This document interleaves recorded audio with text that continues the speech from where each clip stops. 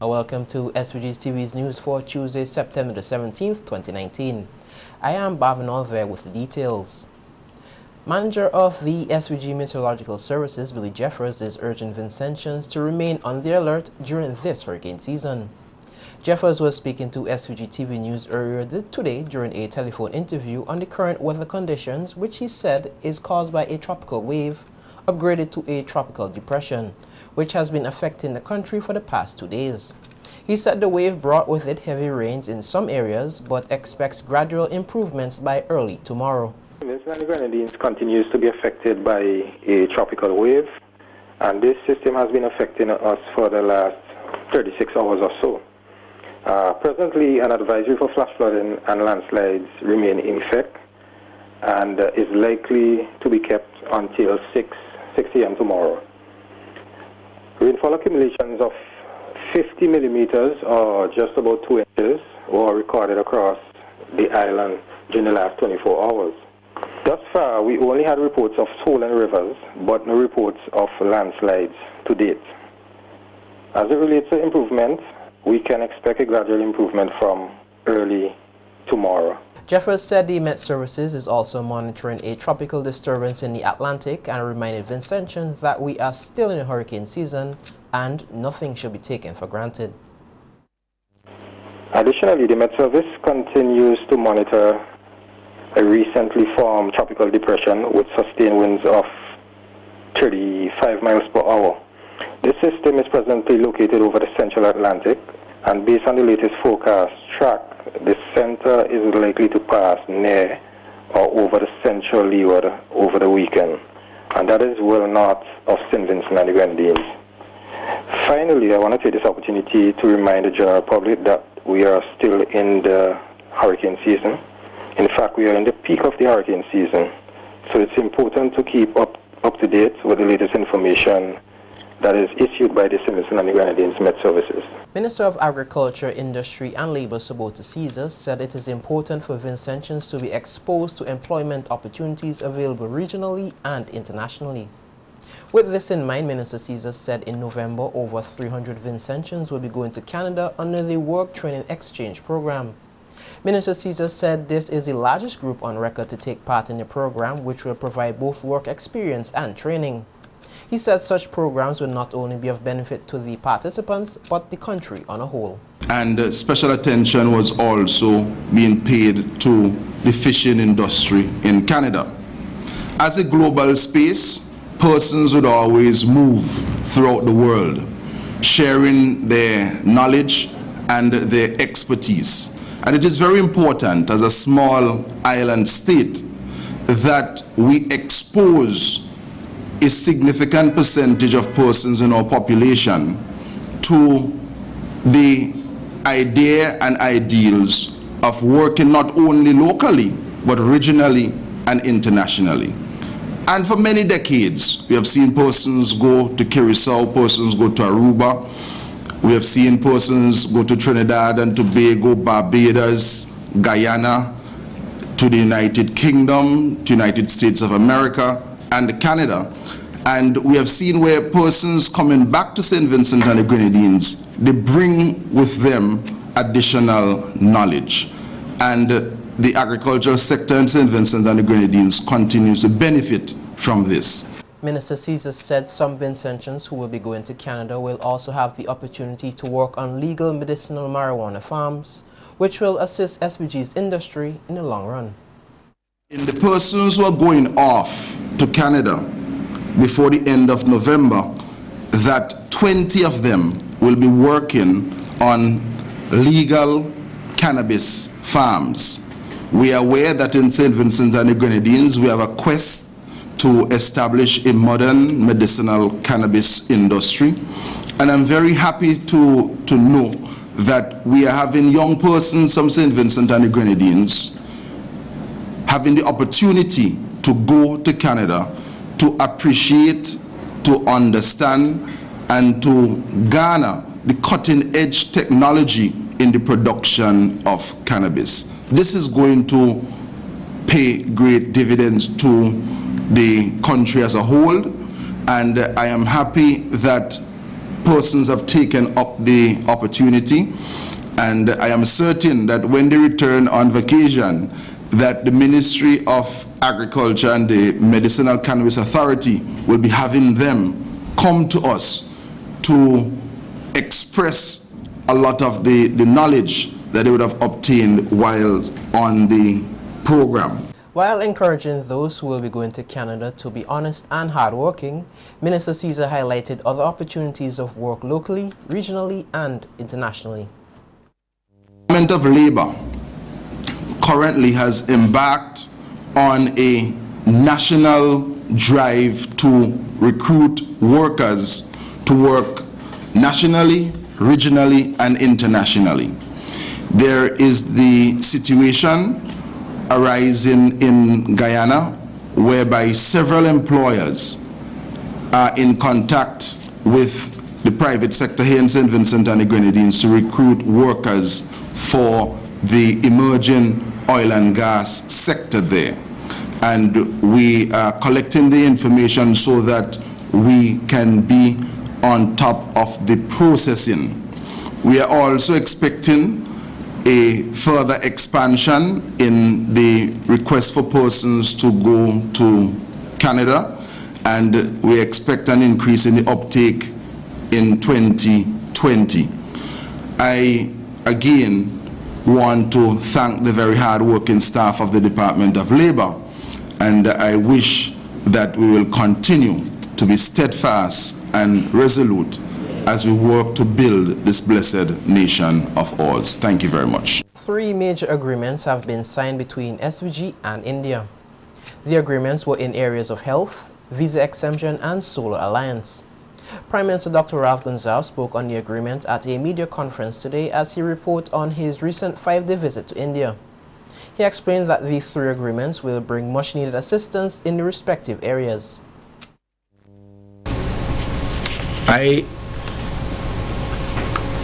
Senior Lewis signed the agreement addressing the matter of the exemption of a visa requirement in both of our countries for holders of diplomatic and official passports to facilitate the ease of doing business between the officials and diplomats rather than having to get visas. Then Luke Brown signed a memorandum on the cooperation in the field of traditional systems of medicine.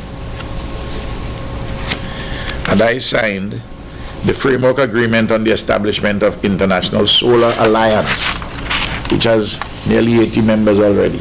A cooperation agreement was also signed in the field of medicine, along a memorandum of understanding for the setting up of an information technology center of excellence at Diamond and cultural exchanges, while India, PM Gonsalves represented SVG and other CARICOM countries at a high-level United Nations Convention on combating desertification in Delhi. In desertification have with us, but it's not just desertification, it's about land degradation and drought, and we suffer from land degradation. And this report tells us the major causal factors for land degradation and drought in our country are poverty, major housing expansion and infrastructure. The more land you're taking up for these things, and you have to move places. That a number of persons don't have as well a public education as they should about the issue of land degradation, bushfire, deforestation, especially by farmers who are involved in cultivating marijuana.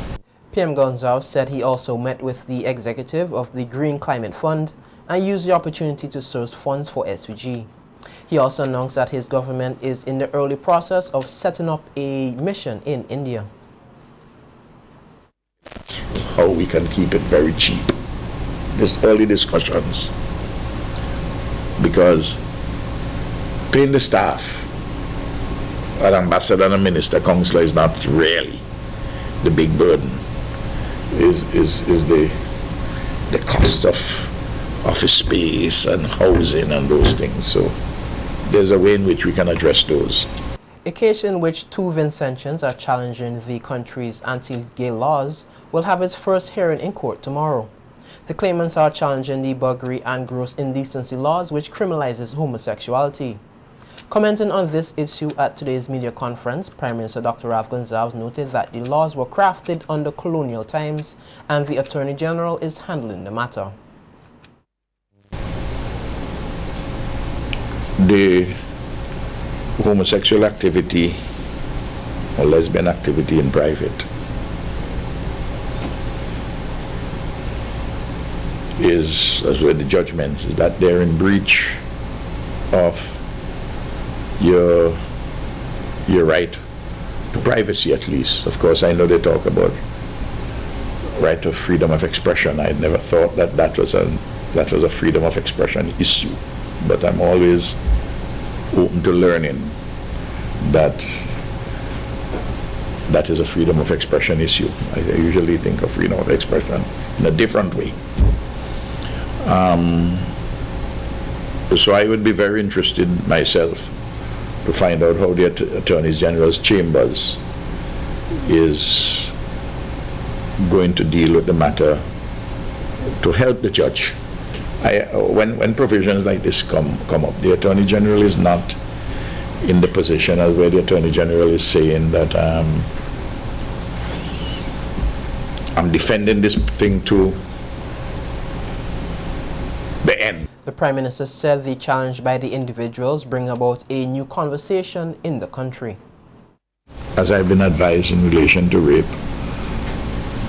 of the entry of the male member into the female.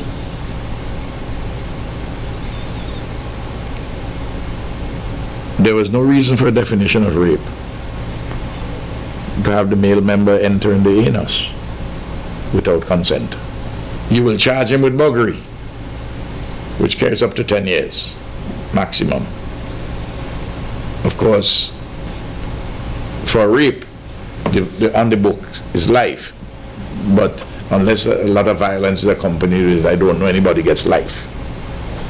But if it is no longer an offense,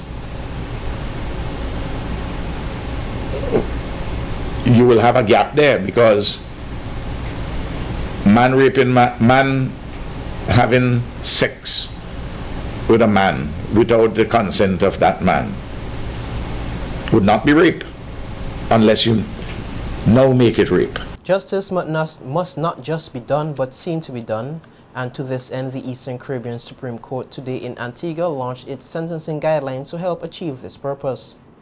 The sentencing guidelines will inform the approach to be taken by judges and magistrates in the criminal system in determining sentences.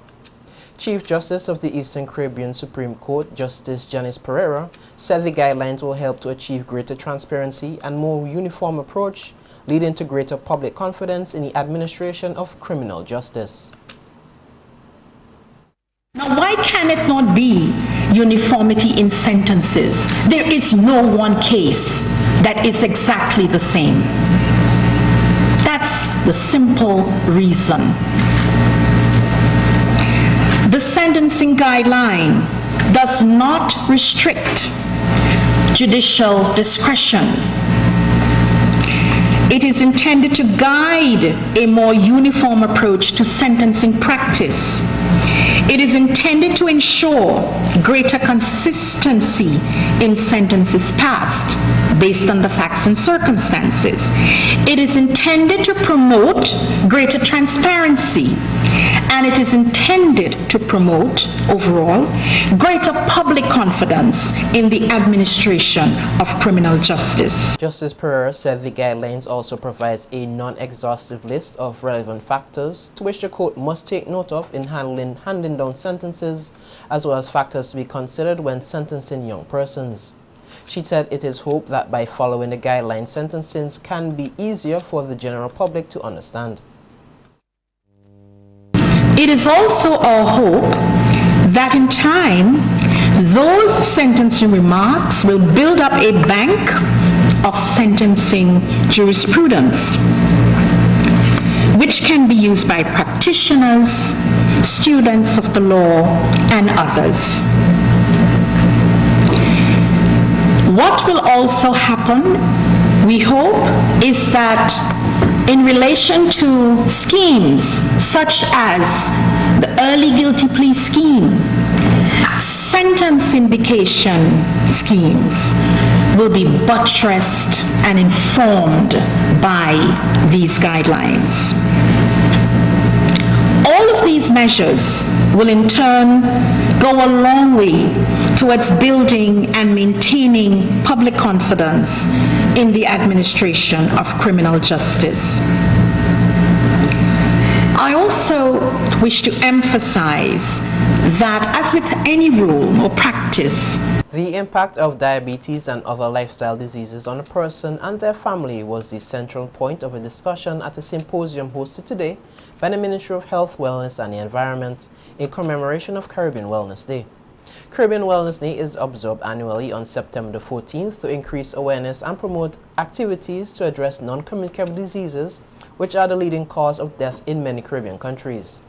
This year is on improving the quality of life of the aging population with the slogan, "Healthy Aging Starts Now." We hear more in this report. Diabetes is a well-known non-communicable disease and affects many persons from the young to not so young. Diabetes can not only reduce a person's quality of life, it can also take a toll on their loved ones. In her presentation at today's symposium, Dr. Mishka Duncan Adams said babies of diabetic mothers can grow exponentially large, which if not detected early can cause lifelong damage. Now, these babies tend to grow exponentially and can come out being pretty large for their age, right? What we call fetal macrosomia. Due to the fact that they are so big, the mother has the risk of having to undergo a C-section. But imagine sometimes you have a mother who is not doing her antenatal care as she should. She doesn't come to do her ultrasounds. Her baby exponentially grows, and she comes what we call hot and ready to the hospital to give birth. And we were not expecting a huge baby, and she's right in the middle of labor. And sometimes she had a child before, had diabetes, baby comes out big, right? Baby struggles to come out, has a difficult and prolonged birth, and suffers what we know as birth trauma. Sometimes the obstetrician may have to do certain maneuvers to get the child out, which can result in what is known as shoulder dystocia. And they can actually have nerve damage of the arm, and that can be lifelong. Dr. Duncan Adams said along with the risk of severe hypoglycemia, babies of diabetic mothers are at risk for respiratory issues. The babies of diabetic mothers actually do not produce a substance that is known as surfactant, as well as a term baby, and that surfactant is important to keeping the lungs open for you to breathe. So they may suffer from respiratory distress syndrome and actually act like that of a premature child even though they are term. Babies of diabetic mothers can have much more red blood cells circulating within them and suffer what is known as polycythemia, which puts them at higher risk for respiratory illnesses, at higher risk for neonatal strokes. So there's a lot of risk factor just being a child of a diabetic mother, and if you're poorly controlled, worse still. She said many persons trivialize pregnancy and warned that this behavior can be detrimental long-term and recommends healthy lifestyle habits along with early antenatal care. So maintain adequate nutrition, and we're talking about not only during pregnancy but before pregnancy. Getting regular exercises. So it comes around again, exercise is important. We need to decrease our body mass index. We need to keep ourselves heart healthy, as we say. Avoidance of toxic habits or substance abuse, smoking, drinking, drugs, sometimes even certain medications that we tend to take. We have to be careful when we're pregnant. Early antenatal bookings and regular follow-ups. This is something that we need to advocate for consistently in our society. It has been found even in our latest stats that a lot of our bookings, as when the first timers, or should I say, the first time you come to the clinic, when you're pregnant, right? Even if it's not your first pregnancy, it has been found that persons are booking at a later and later time. All at 4 months pregnant, you're coming for the first time. Sometimes the person's already knew since 3 months ago, but no, they came at 4 months when they feel good and ready. That we have to try to diminish that as much as possible.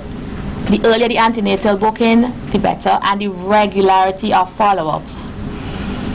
For SVG-TV's Evening News, I am Bavin Oliver. Drivers in the country should have a certain level of training, experience and certification before they are eligible to transport passengers, particularly omnibus operators.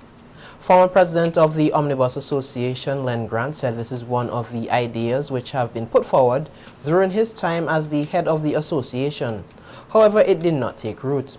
Grant said there should also be a greater level of partnership or collaboration between the Omnibus Association, the police and the insurance companies for the installation of a point system. So we look to change the whole aspect of how you look at an operator. The person should be uniformed. The bus should be on a route. You know, you have the routing system. You look at the level of tint as to which these buses carry. They should have the lineup system in the bus terminal. Passengers should pay as you enter. So we start looking at it in a holistic point to say that it shouldn't just be you come in and you're saying, van men do this, van men do that, van men do this, van men do that. Then it seems now as if the police is against the omnibus operators, but they are the ones who have to enforce whatever laws are made. So this is why the last time I said we need partnership. Partnership must be coming from the insurance companies. They must have their take on it. We must have the police having their take on it, omnibus operators who ply the road 80% or 90% of the time they are on the road.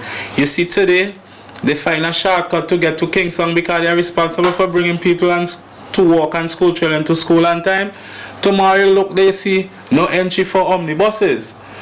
The system should be one that makes it, you know, easy for the omnibus to operate more efficiently. I shouldn't say easy, help them to operate in a more efficient manner, but it must be with guidelines. Station Sergeant Parnell Brown of the SVG Police Force Traffic Department said that Omnibus Association need to be better organized moving forward. Minibus Association or the Vincent and Transport Association, they need to organize themselves. You can't be having meeting after meetings. You're not submitting anything to the transport board or any suggestion, but you expect to have meeting within yourself, within the complex of your organization and so on, and expect things to be done. Things must be done in order. You have meetings, you have an established transport board or minibus association. You have to first get it registered. If it have to be established and to be recognized, it have to be registered. When you're having meeting, you're supposed to be submitting your minutes to the transport board, of which I believe a member of NOVA, Vintas, should be. And by doing that, I mean, I am not going to point fingers at any party. But we have to be responsible. Yeah. We have to be a responsible people in order to put things in place. Station Sergeant Brown said he strongly disagrees with criticism leveled by some, including those from the Omnibus Association, that police officers are not proactive. He said that no matter how much the police try to cooperate with the omnibus operators, they continue to be reckless on the roads. I just want to highlight, Mr. Grant knew that in his time, as a member of NOVA, minibuses could not have gone up to Town Hill. But because of the congestion on the main road, we allow them to go up to Town Hill for a particular time. And it's the most, the citizens who are living in these areas, they are calling every day on the traffic department because of the recklessness that is happening. So it's not like how Mr. Grant is saying, but sometimes you give people the opportunity to try to do better and they're not doing better. While he's saying we need to be proactive, we are being proactive. The suggestion he made with the point system and with the age and with the experience with omnibus drivers is very good. But as I say, Vintas, who is the new transport committee in charge of Vincent and Transport, they need to put themselves together, organize themselves, and submit minutes with suggestion to the Transport Board, because the Transport Board is legal, is a legal body.